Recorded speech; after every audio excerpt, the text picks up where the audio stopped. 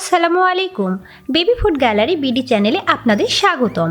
আশা করি সবাই খুব ভালো আছেন। আজ আমি আপনাদের সাথে শেয়ার করব আমাদের ঘরে 7 মাস থেকে 5 বছরের বাচ্চাদের জন্য দারুণ মজার হেলদি একটি রেসিপি। আজকে আমি আপনাদের বানিয়ে দেখাবো গাজর সাবুদানার পায়েস। আর এই পায়েসটা কতটা হেলদি তা আপনাদের মুখে বলে প্রকাশ করা যাবে না। এই পায়েসে আপনাদের বাচ্চাদের মুখের রুচি যেমন বাড়বে, তেমনি বাচ্চাদের ওজনও বৃদ্ধি পাবে ও বাচ্চাদের রোগ প্রতিরোধ ক্ষমতাও বাড়াবে। এই খাবারটি অল্প খেলে বাচ্চারা অধিক পুষ্টি পাবে।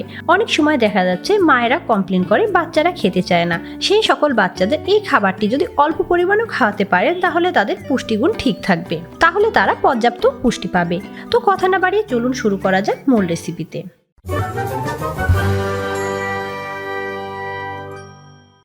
আমি গাজর সাবুদানার পায়েস তৈরি করার জন্য প্রথমে এখানে 2টি খুরমা খেজুর এবং 1 চা চামচ কিশমিশ নিয়ে নিয়েছি। এখন আমি পানি দিয়ে এগুলো পরিষ্কার করে ধুয়ে নেব। আমি খেজুর ও কিশমিশ ভালোভাবে ধুয়ে নিয়েছি।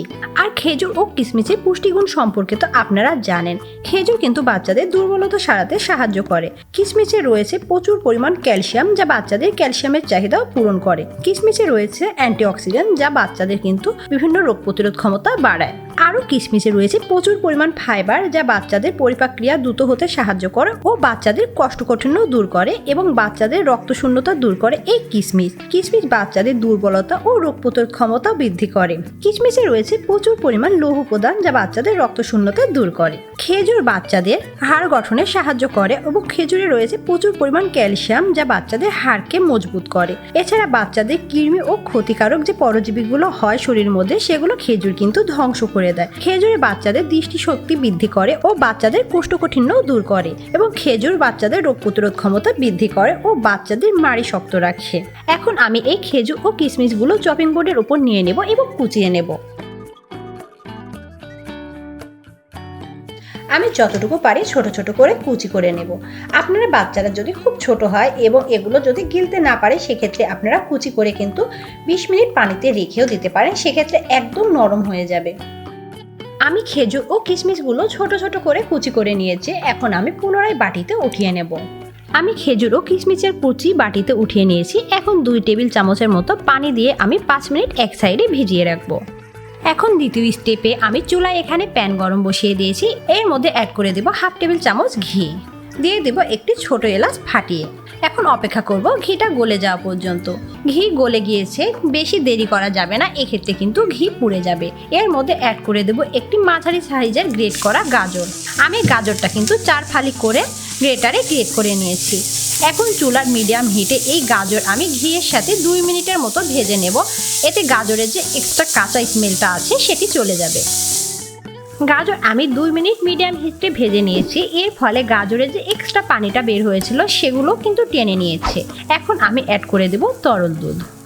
আমি এখানে 1 কাপ তরল দুধ অ্যাড করে দিলাম ও সাথে অ্যাড করে দেব 1 কাপ পানি। আপনারা যারা বাচ্চাদের 1 বছরের আগে তরল দুধ দিতে চান না, তারা সেক্ষেত্রে পুরো রান্নাটাই পানি দিয়ে রান্না করবেন এবং রান্না শেষে ফর্মুলা মিল্ক অ্যাড করে দিতে পারেন। এই কথাটি কিন্তু আমি প্রতিটা ভিডিওতে আপনাদের বলে দেই। এবার অ্যাড করে দেব সাবুদানা। এখানে আমি 2 টেবিল চামচ সাবুদানা খুব ভালোভাবে ধুয়ে 15 মিনিট আগে পানিতে ভিজিয়ে রেখেছিলাম। সাবুদানা রান্না করার আগে অবশ্যই পানিতে ভিজিয়ে রান্না করবেন, সেক্ষেত্রে সাবুদানাটা কিন্তু দ্রুত সেদ্ধ হবে। আমি সাবুদানা দিয়ে একটু নেড়ে চেড়ে নিলাম। এবার অ্যাড করে দিব 5 মিনিট আগে যে আমি খেজুর ও কিশমিশ ভিজিয়ে রেখেছিলাম সেটা। এটা কিন্তু অনেকটা নরম হয়ে গিয়েছে। তারপরে আপনাদের যদি ভয় থাকে, সেক্ষেত্রে এই খেজুর ও কিশমিশ কিন্তু আপনারা ব্লেন্ডারে ব্লেন্ড করে নেওয়ার পরও অ্যাড করে দিতে পারেন। এখন আমি ঢাকনা দিয়ে ঢেকে দেব এবং চুলার হিটটা হাই করে বলক ওঠা পর্যন্ত অপেক্ষা করব। আর বলক উঠে গেলে চুলার হিটটা মিডিয়াম টু লো করে আমি 5 মিনিট রান্না করে নেব। আর এই 5 মিনিটে কিন্তু আমি 2 বার নেড়ে চেড়ে দেব। ফিরে এসেছি 5 মিনিট পরে। আমি বলক ওঠার পরে চুলার হিটটা মিডিয়াম টু লো করে 5 মিনিট রান্না করে নিয়েছি। আর এই 5 মিনিটে দেখুন সাবুদানাও কিন্তু সেদ্ধ হয়ে গিয়েছে এবং গাজরও সাথে সেদ্ধ হয়ে গিয়েছে। এখন চুলার হিটটা আমি মিডিয়াম করে দেব। আর ঘনত্বটাও দেখতে পাচ্ছেন অনেকটা বেড়ে গিয়েছে। এই পর্যায়ে অ্যাড করে দিব আমি 1 চিমটি লবণ, এটি টেস্টের ব্যালেন্সের জন্য, ও দিয়ে দেব 1 টেবিল চামচ দেশি লাল চিনি। যারা বাচ্চাকে চিনি ও লবণ দিতে চাচ্ছেন না তারা কিন্তু চিনি ও লবণটা স্কিপ করতে পারেন।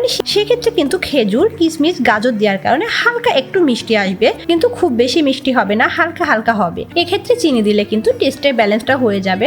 অনেক বাচ্চারা আছে যারা মিষ্টি খেতে পছন্দ করে এবং মিষ্টি না দিলে খেতে চায় না, তাদেরকে তো অবশ্যই দিতেই হবে। তারপরে যে সকল মায়েরা দিতে চাচ্ছেন না তারা অবশ্যই স্কিপ করবেন।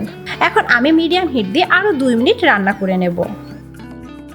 আমি আরও 2 মিনিট রান্না করে নিয়েছি আর ঘনত্বটা দেখতেই পাচ্ছেন, একদম ঘন থকথকে ভাব হয়ে গিয়েছে। এখন চুলা হিটটা আমি বন্ধ করে দেব। এই ঘনত্ব নামিয়ে নিলে খাবারটা কিন্তু আরও ঠান্ডা হওয়ার পরে ঘন হয়ে যাবে। তারপরে আপনারা আপনাদের বাচ্চাদের যে ঘনত্ব অনুপাতে খাওয়াতে চান সেই অনুপাতে আপনারা নামিয়ে নেবেন। এখন আমি চুলা থেকে নামিয়ে নেব। আমি খাবারটি একটি বাটিতে সার্ভ করে নিয়েছি।